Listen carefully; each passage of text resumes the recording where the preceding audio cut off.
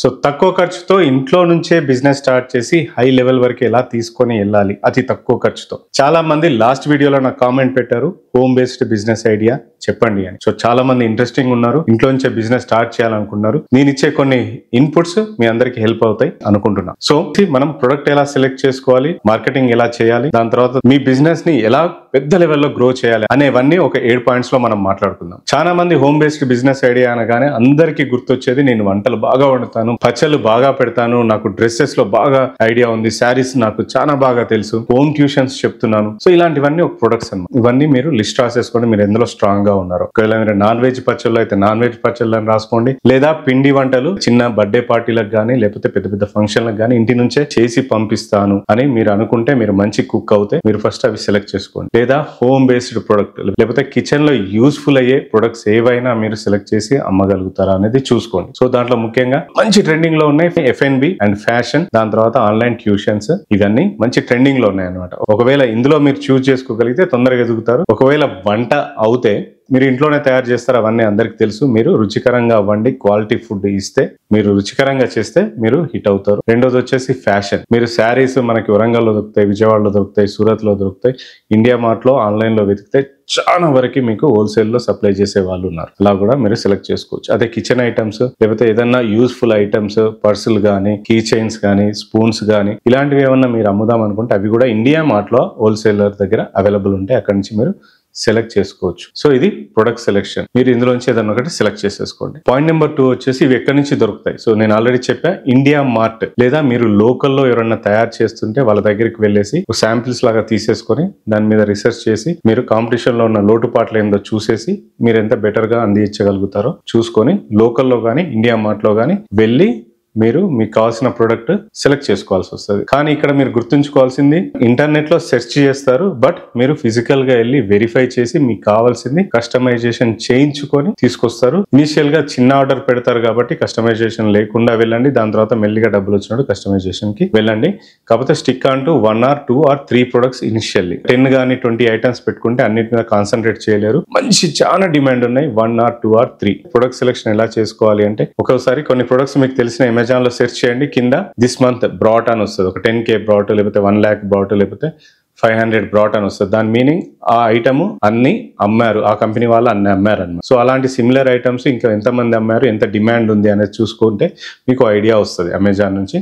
So అవి వెళ్ళేసి మీరు ఇండియా మార్ట్ లో కానీ మీ లోకల్లో మ్యానుఫ్యాక్చర్ దగ్గరికి వెళ్ళి తయారు చేయించుకోవాలి. అదే బట్టలు లేకపోతే మిగతా ఐటమ్స్ అన్నీ కూడా ఇండియా మార్ట్ లో దొరుకుతాయి, ఆన్లైన్ లో కూడా దొరుకుతాయి. కాకపోతే మీరు ఫిజికల్ గా వెళ్ళి వెరిఫై చేసుకోవాలి. లేకపోతే వాళ్ళు డబ్బులు వేసిన తర్వాత రెస్పాండ్ అవ్వరు, ఆన్ టైం కి రెస్పాండ్ అవ్వరు. మీరు ఫిజికల్ గా వెళ్ళి మీరు ఫస్ట్ 3 నుంచి 4 సార్లు డైరెక్ట్ గా వెళ్ళి డబ్బులు ఇచ్చి కొనుక్కొని వస్తేనే మీరు మోసపోకుండా ఉంటారు. మూడోది వచ్చేసి బ్రాండ్ నేమ్ సెలెక్షన్. అంటే మీరు పెట్టబోయే బిజినెస్ కి మంచి క్యాచీ నేమ్ ఒకటి ఉండాలి. చాలా మంది వాళ్ళ ఓన్ నేమ్ తో చేస్తూ ఉంటారు. ఓన్ నేమ్ కి మీ బ్రాండ్ ఫస్ట్ యాడ్ చేయండి. మీ బ్రాండ్ నేమ్ పెరిగిన తర్వాత ఓన్ నేమ్ పక్కకు పెట్టేసి దాన్ని మీ ఓన్ నేమ్, నా పేరు కృష్ణప్రసాద్ కదా, కృష్ణప్రసాద్ అఫీషియల్ చేసేసి మీ బ్రాండ్ నేమ్ ఒకవేళ గ్రేట్ ఫుడ్స్ అనుకోండి, గ్రేట్ ఫుడ్స్ అనే దాన్ని ఒకదాన్ని ఉంచేసి దాన్ని మీరు బ్రాండ్ నేమ్ గా మార్చుకోండి. అది ఫ్యూచర్ లో. ఫస్ట్ అయితే మీరు మీ నేమ్ ప్లస్ మీ బ్రాండ్ నేమ్ యాడ్ చేసి ఒక బ్రాండ్ నేమ్ క్రియేట్ చేసుకోండి, మంచి లోగో క్రియేట్ చేసుకొని దాంతో మీరు యూట్యూబ్ ఛానల్, ఇన్స్టాగ్రామ్ ఫ్రెష్ గా నీట్ గా తయారు చేయండి. ఫేస్బుక్ ఐడి, ఇంకా ఆన్లైన్ ప్లాట్ఫామ్స్ ఏమేమి ఉన్నాయో మొత్తం ఐడీస్ క్రియేట్ చేసేసుకోండి, ఆ లోగోస్ పెట్టేసేయండి. తర్వాత వచ్చేసి మార్కెటింగ్. మార్కెటింగ్ అంటే మీ ప్రొడక్ట్ ని జనాలకి తెలిసేలాగా తీసుకొని వెళ్ళడం. మీరు ఏ బిజినెస్ చేయాలన్నా సోషల్ మీడియాలో లేకపోతే మీరు బిజినెస్ చేయరు. మీరు ఏది సెర్చ్ చేయాలన్నా, ఇప్పుడు మీరు ఆ ప్రొడక్ట్ ని లేకపోతే ఆ ఫుడ్ ఐటమ్స్ ని ఎందుకు లాంచ్ చేయాలనుకుంటున్నారు, దానివల్ల జనాలకు ఉపయోగం ఏంటి, మీ పర్సనల్ పెయిన్స్ లోంచి ఏమన్నా లెసన్స్ నేర్చుకొని మీరు అది పెడుతున్నారా అనేవన్నీ కూడా దాంట్లో యాడ్ చేయండి. ఇనిషియల్ గా వీడియోస్ చేయండి. మీరు బిజినెస్ స్టార్ట్ చేసే ముందు ఈ బిజినెస్ స్టార్ట్ చేయబోతున్నా, నేను ఇంత క్వాలిటీ ప్రొడక్ట్స్ ఇస్తున్నా, సో ఇక్కడికి వెళ్ళాను, ఇలాంటి ప్రొడక్ట్స్ తీసుకొని వచ్చాను, మీరు చేసే వర్క్స్ అన్ని అప్లోడ్ చేస్తూ ఉండండి. సో దట్ మీకు కొంత ఎంగేజ్మెంట్, కొంత ఫాలోవర్స్, కొన్ని సబ్స్క్రైబర్స్ అనే వాళ్ళు మీకు క్రియేట్ అవుతారు. దానివల్ల మీరు ప్రొడక్ట్ లాంచ్ చేసినప్పుడు ఇమీడియట్ గా కొన్ని ఆర్డర్స్ వస్తాయి. సో నేను ఇంతకుముందు చెప్పిన బ్రాండింగ్, మీ స్టోరీ అన్ని క్రియేట్ చేసినవన్నీ రెగ్యులర్ గా పోస్టింగ్ చేస్తూ,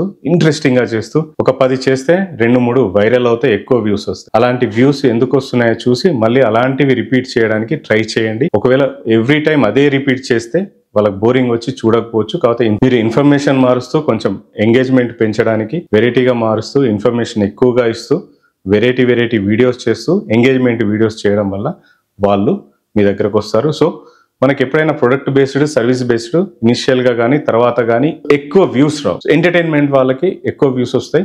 ఏదైనా ప్రొడక్ట్ కానీ ఏదైనా ఫుడ్ ఐటమ్స్ సేల్ చేసుకునే వాళ్ళకి తక్కువగా వస్తాయి. ఎందుకంటే మనం డైరెక్ట్ కొంతమంది ఆడియన్స్ నే మనం టార్గెట్ చేస్తున్నాం కాబట్టి. సో దానికోసం ఏం నిరాశ పడాల్సిన పని లేదు. సో ఇనిషియల్ గా మనకి 1000, 2000, 3000, 5000 వ్యూస్ వచ్చినా కూడా అందులోంచి ఒక కస్టమర్ అన్న వస్తాడు, మీకు సేల్ అవుతుంది. ఇన్స్టాగ్రామ్ లో మీకు రీచ్ బాగా వస్తుంది. అక్కడ నుంచి మీరు మార్కెటింగ్ చేయండి. ఇంటర్నెట్ లోకి వెళ్ళి హౌ టు డూ వీడియోస్ అని వెతికి మీరు ఆ వీడియోస్ చేసి పెడతా ఉండండి. సో దానికి మీరు వీడియో క్వాలిటీ బాగుండాలి, ఆడియో క్వాలిటీ బాగుండాలి, మీ ప్రొడక్ట్ ని చాలా మంచిగా చూపించాలి.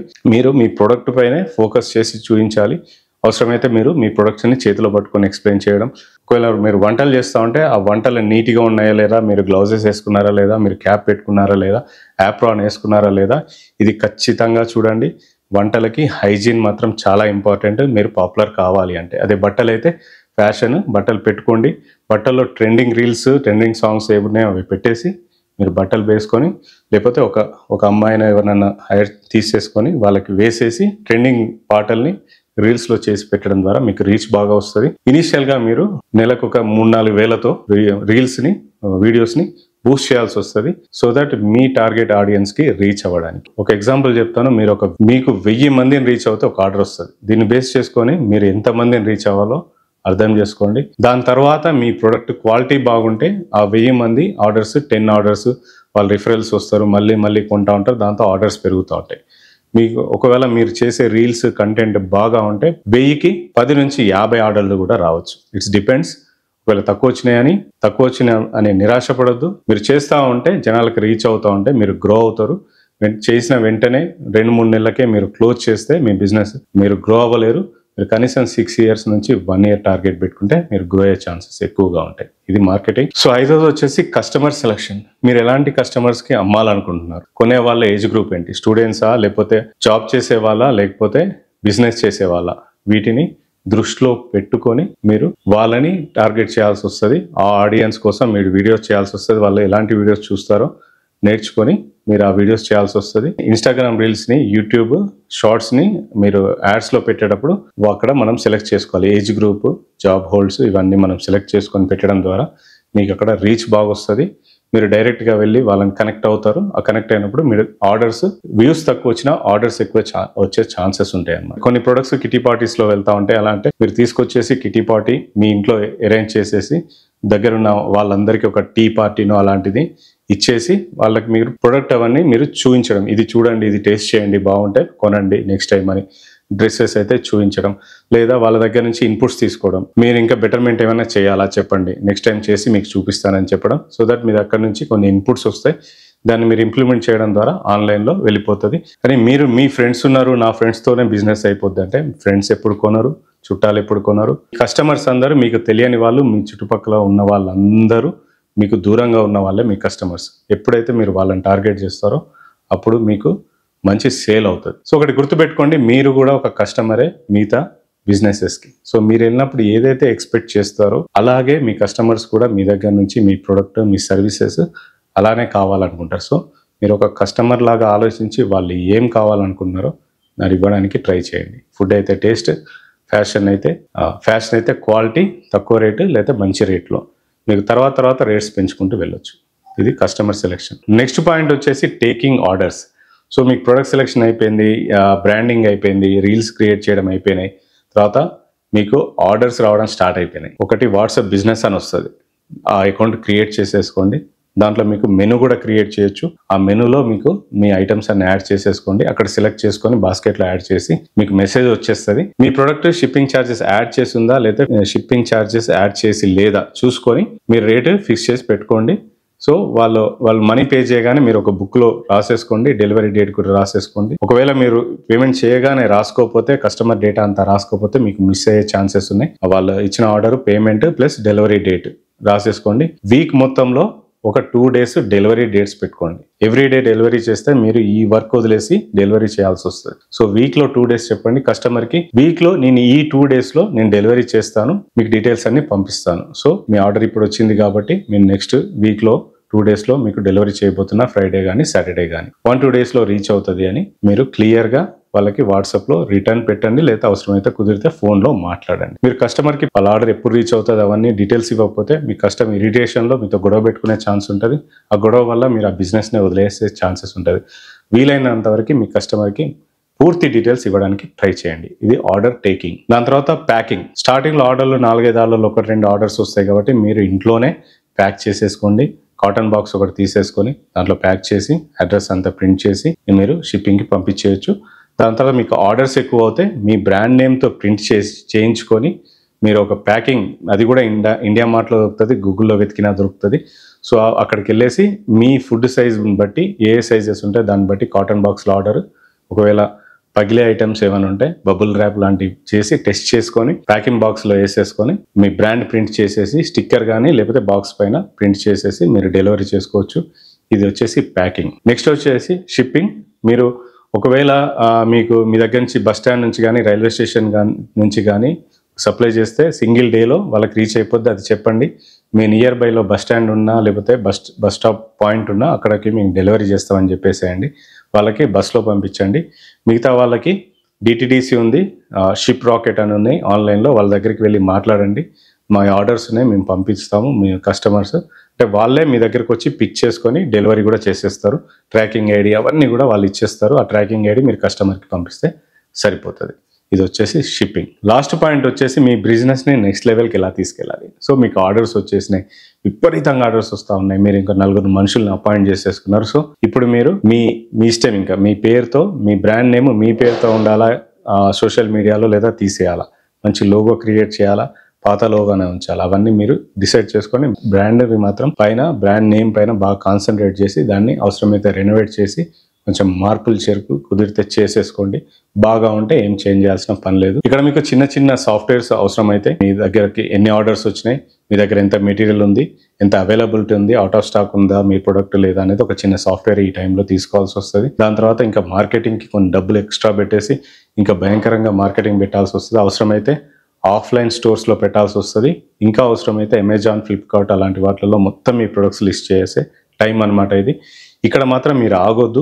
ఇక్కడ ఒక స్టెప్ వేస్తే మాత్రం ఆగకుండా ప్లాన్గా చేసేసుకొని చాలా స్పీడ్గా స్ప్రెడ్ అయిపోవాలి. మార్కెట్లో మీ పేరు ఎక్కడ చూసినా కనబడాలి. అప్పుడు మీ బిజినెస్ చాలా స్పీడ్గా గ్రో అవుతుంది. కానీ with plan, with proper people. ఎవరైతే మీ దగ్గర 4 మీరు తీసుకున్నారో ఆ 4 డిఫరెంట్ డిపార్ట్మెంట్ అప్పచెప్పేసి ఆ 4 కింద ఇంకో 4 పెట్టేసి బిజినెస్ని స్పీడ్గా గ్రో చేసుకుంటూ వెళ్ళాలి. మీతో స్టార్టింగ్ నుంచి ఉన్న వాళ్ళు మీ బిజినెస్ అర్థం చేసుకుంటారు, వాళ్ళకు కొంచెం శాలరీ ఇంక్రీజ్ చేసి బిజినెస్ పెంచుకోవాల్సి వస్తుంది. సో దీనికోసం మీరు చేయాల్సింది Amazon, Flipkart, online gateway payments, ఒక మంచి వెబ్సైట్, దాని తర్వాత క్వాలిటీ, బ్రాండింగ్ అన్నీ అవసరం. మీరు ఏదైతే చేస్తున్నారో మీ పాత కస్టమర్లు మొత్తం వాట్సాప్లో అప్డేట్ చేయడం, వాళ్ళకి సపరేట్గా నోటిఫికేషన్స్ పంపించడం, మేము ఇట్లా డెవలప్ అవుతున్నాము, ప్రొడక్ట్ క్వాలిటీ పెరుగుతుంది, మీ సపోర్ట్ వల్ల మేము ఎదుగుతున్నాము, దానికోసం మీకు సపరేట్గా గిఫ్ట్ వోచర్స్ ఇస్తున్నాం అనే గిఫ్ట్ డిస్కౌంట్ కూపన్స్ ఎక్స్ట్రా ఇవ్వడం. ఒకవేళ మీరు ఏదైనా కొత్త ప్రోడక్ట్ తీసుకొస్తే శాంపిల్ కోసం వాళ్ళకి మీ ఆల్రెడీ ఓల్డ్ కస్టమర్స్కి పంపించడం, ఇది ఒక టేస్ట్ చేయండి, నచ్చితే ఆర్డర్ ఇవ్వండి అని. సో ఇవన్నీ మీరు చేసుకుంటూ వెళితే మీ బిజినెస్ చాలా స్పీడ్గా గ్రో అవుతుంది. తొందరలోనే కోట్లలోకి రీచ్ అయిపోతారు. 100 కోట్లకి వెళ్ళినా కూడా ఆశ్చర్యపోవాల్సిన పని లేదు. సో ఈ పాయింట్స్ అన్ని మీరు ఒకసారి ఆలోచించండి. మీకు ఏమైనా డౌట్స్ ఉంటే కామెంట్ బాక్స్లో కామెంట్ చేయండి. ఒకవేళ ఈ వీడియో మీ ఫ్రెండ్స్కి కానీ ఎవరికైనా ఉపయోగపడుతుందంటే ఇమీడియట్గా పంపించేసేయండి. ఇలాంటి వీడియోల కోసం దాన్ని సబ్స్క్రైబ్ చేస్తే మీకు ఇలాంటి నోటిఫికేషన్స్ వస్తాయి. మీరు నా కేపీ బిజినెస్ గురు ఛానల్ నుంచి చాలా ఇన్ఫర్మేటివ్ వీడియోస్ వస్తాయి. ప్రతి ఒక్కటి చాలా క్లియర్గా నేర్చుకోవచ్చు. నేను చెప్పేవి అప్పుడప్పుడు కొన్ని క్వశ్చన్స్ అడుగుతూ ఉంటాను, మీ బ్రెయిన్ యాక్టివేట్ చేయడానికి అక్కడ నుంచి మీకు ఆన్సర్స్ వస్తాయి. సో మీ బిజినెస్లో ఐడియాస్ వస్తాయి. సో ఇవన్నీ మీకు తెలియాలి అంటే నా ఇన్స్టాగ్రామ్ ఫాలో అయిపోండి, యూట్యూబ్లో నేను పెట్టే వీడియోస్ అన్ని చూస్తూ ఉండండి. సో నేను చెప్పే 10 పాయింట్లో ఒక్క పాయింట్ మీకు క్లిక్ అయినా కూడా మీ బిజినెస్ ఎక్కడికి వెళ్తుంది. నేను 12 lakhs పెట్టి ఒక బిజినెస్ కోర్స్ చేశా. అక్కడ అన్నీ నాకు తెలిసినాయి, కానీ ఒక్క పాయింట్ మాత్రం నాకు తెలియని వచ్చింది. ఆ ఒక్క పాయింట్ నా బిజినెస్లో ఇంప్లిమెంట్ చేయడం వల్ల నా బిజినెస్ నెక్స్ట్ లెవెల్కి వెళ్ళింది అనమాట. సో మీరు ఇన్ఫర్మేషన్ నేర్చుకోండి. ఎక్కడెక్కడ నుంచి బిజినెస్ రిలేటెడ్ ఇన్ఫర్మేషన్ దొరుకుతుందో అంతా నేర్చేసుకోండి. ప్రతి ఒక్కటి చాలా important. Marketing, quality of product, customer service, ఈ 3 లేకపోతే మీ బిజినెస్ ఉండదు. ఈ 3 మీద మీరు కాన్సన్ట్రేట్ చేసినప్పుడు మీ బిజినెస్ చాలా చాలా స్పీడ్గా గ్రో అయిపోద్ది.